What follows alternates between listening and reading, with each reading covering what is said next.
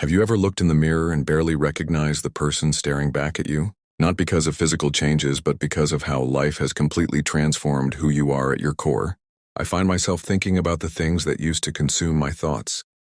The goals I once chased relentlessly, the relationships I thought would last forever, the little daily worries that seemed so monumental at the time. It's almost like watching scenes from someone else's life play out in my memories. This past year, well, it's been a journey I wouldn't wish on anyone.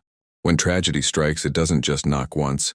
Sometimes it feels like it's trying to break down every door in your house at once. Health struggles that make you question your own resilience, losses that tear holes in your heart, and the systematic dismantling of everything you thought was unshakable. People often ask me to share the details to explain exactly what happened. They lean in with that mix of concern and curiosity in their eyes.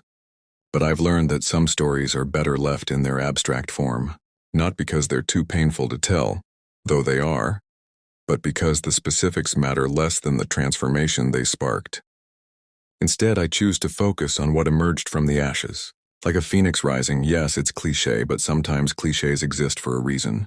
I've discovered strength in places I never thought to look, found peace in accepting that it's okay to be different from who I used to be. The old me might have fought harder to hold on to everything, but the new me understands that sometimes letting go is the bravest thing you can do.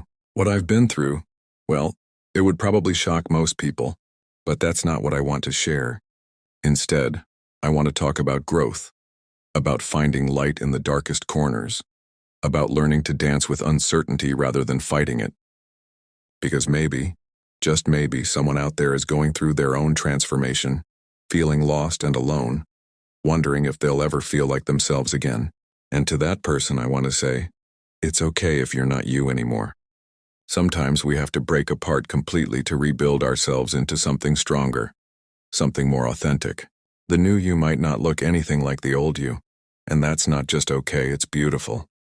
This isn't a story about tragedy. It's a story about renewal, about finding your way back to yourself even if that self is someone you never expected to become.